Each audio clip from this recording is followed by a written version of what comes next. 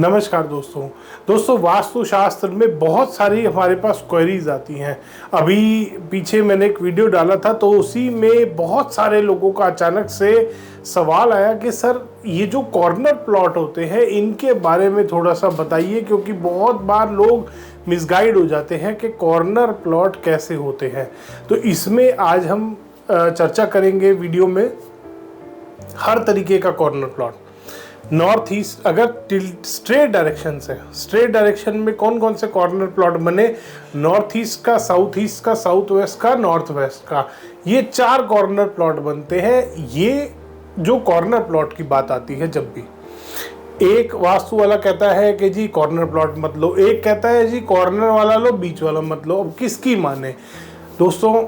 वास्तु में हर तरीके के भूखंड के लिए वास्तु बताया गया है।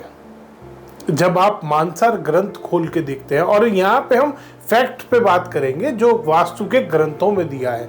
हम ये बात नहीं करेंगे कि मुझे क्या पता है या पब्लिक को क्या पता है या क्या नहीं होना चाहिए, लॉजिकल क्या है, ग्रंथ क्या बोलते हैं, ग्रंथ की बात करेंगे। दोस्तों मानसर ग्रंथ में ग्राम रचना के लिए भी पद विन्यास दिया है। समझ रहे हैं? ग्राम रचना जो आज की डेट में सेक्टर्स बनते हैं, सेक्टर बनते हैं या कोई एरिया बनता है। यूएस की बात करें तो काउंटी बनती है, एक सिटी बनती है, काउंटी बनती है सिटी में बहुत सारी। तो अगर उसकी बात करें तो कोई भी चीज जगह डेवलप जब कोई गवर्नमेंट करती है, उस एरिया का भी प्रॉपर वास्तु बताया गया है मानसर ग्रंथ में। आपको उसमें पूरी स्लाइड्स देखने को मिलती है कि किस तरीके से आपको वास्तु फॉलो करना चाहिए। कोई ग्राम रचना अगर आप कर रहे हैं, उसमें भी कॉर्नर प्लॉट होता है, उसमें भी उन्होंने कॉर्नर प्लॉट बताया है। नॉर्थ ईस्ट का कॉर्नर प्लॉट भी आता है उसमें साउथ ईस्ट का कॉर्नर प्लॉट भी आता है, उसमें साउथ वेस्ट का भी आता है, उसमें नॉर्थ वेस्ट का भी आता है। अब ये हुई कॉर्नर प्लॉट की बात। जब हम कोई सोसाइटी डेवलप कर रहे हैं, सेक्टर डेवलप कर रहे हैं, कोई भी ऐसे बना रहे, अब आती है इंडिविजुअल एक घर की बात। अब इंडिविजुअल जब घर की बात करते हैं तो आपको क्या ध्यान करना है? आपको ध्यान करना है प्रॉपर वास्तु से आपका मकान बनना चाहिए। अगर आपका कोई, मान लीजिए कोई भी भूखंड है, चाहे कॉर्नर का है चाहे कॉर्नर का नहीं है, और वो वास्तु से बना हुआ नहीं है, तो वो क्या आपको फायदा देगा? कभी बहुत बार लोग हमसे सवाल पूछते हैं, सर ये ना हमारा मेन गेट है, बस मेन गेट हमारा गलत है, बाकी आप बताओ ये घर ले के ना ले। हम एक नया घर खरीद रहे हैं, मेन गेट उसका यहाँ पे आ रहा है, क्या ये ठीक है? हम ले के ना ले। ऐसे वास्तु नहीं होता। वास्तु पूरे मकान का होता है, पूरे घर का वास्तु होता है। पूरे घर के वास्तु को एनालाइज किया जाता है, उसके बाद उसकी मार्किंग करी जाती है, उसके बाद उसका परसेंटेज निकाला जाता है, फिर पता चलता है कि ये घर रहने लायक है कि नहीं है। उसमें बहुत सारे फैक्टर्स आते हैं, उसमें स्ट्रक्चर का सारे फैक्टर आते हैं, उसमें इंटीरियर के फैक्टर आते हैं, कलर के फैक्टर आते हैं, प्लेसमेंट पोजिशनिंग के फैक्टर आते हैं, एनर्जी के फैक्टर आते हैं, सारे फैक्टर्स आते हैं। उन सब फैक्टर्स को कैलकुलेट किया जाता है, तब किसी घर का पता चलता है कि ये घर रहने लायक है नहीं है। रेमेडी करने के बाद ये घर कितना % वास्तु से बन जाएगा। इस तरीके से वास्तु नहीं होता कि ओहो कॉर्नर का मकान है छोड़ दो जी, अच्छा बीच का मकान है छोड़ दो जी। कोई वास्तु वाला आके कहता है बीच का मकान मत लो, सिर्फ कॉर्नर का ही अच्छा होता है।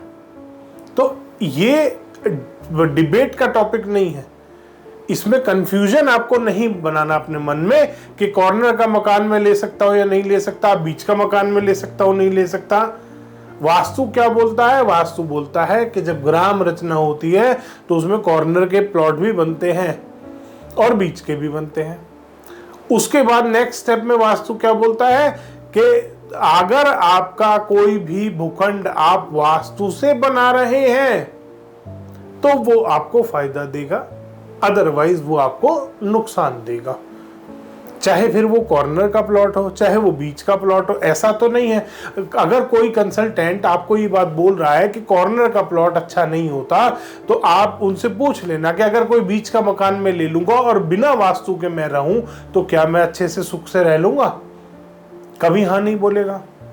और वहीं पे अगर कॉर्नर प्लॉट की बात करें तो कॉर्नर प्लॉट का भी पूछ लेना कि अगर वो 100% वास्तु से मैं बना लूं तो भी क्या मुझे दुख देगा? नहीं। तो ऐसी बेवकूफियां जो कंसल्टेंट करते हैं उनके चक्रों में आपको नहीं पड़ना। अब बात करते हैं टिल्टेड की। टिल्टेड मकान अब वास्तु वाला इस पे आ जाता है कि भाई स्ट्रेट में तो आप बच गए, अब टिल्टेड में कैसे बचोगे? टिल्टेड में सबसे पहली चीज यही सेम प्रिंसिपल लागू होता है कि अगर आपका भूखंड वास्तु अनुसार बना हुआ है तो आपको फायदा मिलेगा। अगर वो वास्तु अनुसार नहीं बना हुआ है तो आप कुछ भी कर लो, चाहे आपका भूखंड स्ट्रेट है, चाहे टिल्टेड है, चाहे कॉर्नर का है, चाहे बीच का है, कहीं का भी है, आपको फायदा नहीं मिलने वाला।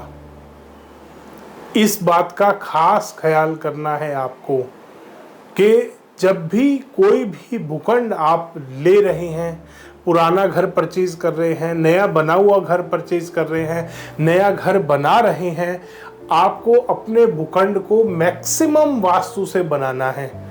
मैक्सिमम वास्तु से कैसे? पहले स्ट्रक्चर की बात करेंगे। स्ट्रक्चर में आपका मास्टर बेडरूम हो गया, किचन हो गई, टॉयलेट्स हो गए, पार्किंग हो गया, गैराज हो गया, आगे पोर्च हो गया, सामने लैंड का स्लोप हो गया। इन सारी चीज़ों का आपको ख्याल करना है। फिर इंटीरियर की बात आती है, कलर की बात आती है, प्लेसमेंट पोजीशनिंग की बात आती है, एनर्जी लेवल की बात आती है। इन सारे फैक्टर्स को आपको देख के चलना है जब भी आप कोई नया भूखंड लेते हैं या आप कोई पुराना भूखंड परचेज कर रहे हैं या आप घर कंस्ट्रक्ट कर रहे हैं। कोई कॉर्नर प्लॉट है, अच्छे से वास्तु के अनुसार मकान बनाइए, ऐसा कोई नहीं है कि आपको फ़ायदा नहीं देगा। वो कॉर्नर प्लॉट है, ये अभी एक थोड़े दिन पहले किसी ने रील शेयर करी थी मेरे पास, उसमें वो बेवकूफ़ सा कंसल्टेंट बोल रहा था कि 10 साल में मार देगा। मेरे पास कॉर्नर की ऐसी ऐसी प्रॉपर्टियां हैं, 27, 28 साल तो मुझे हो गए, आज तक तो मार नहीं पाया कोई कॉर्नर प्लॉट। मेरा जो घर है, मेरा ऑफिस है, सारे कॉर्नर पे हैं, क्योंकि कॉर्नर सबसे अच्छी प्राइम लोकेशन होती है। मैं लेता ही कॉर्नर की प्रॉपर्टी हूँ। तो इसलिए आपको कभी भी ऐसे भ्रम में नहीं पड़ना। अगर वास्तु अनुसार आप बना रहे हैं, कोई भी भूखंड है, किसी भी टाइप का है, रेजिडेंशियल है, कमर्शियल है, कॉर्नर है, बीच का है, कहीं का भी है, अगर आप वास्तु अनुसार बनाएंगे तो आपको लाभ देगा। अगर वास्तु अनुसार नहीं बनाएंगे तो वो आपको नुकसान देगा। इस बात का खास ख्याल करना है आपको। धन्यवाद दोस्तों। वीडियो पसंद आए तो इसको लाइक करें, शेयर करें और चैनल को सब्सक्राइब करना ना भूलें।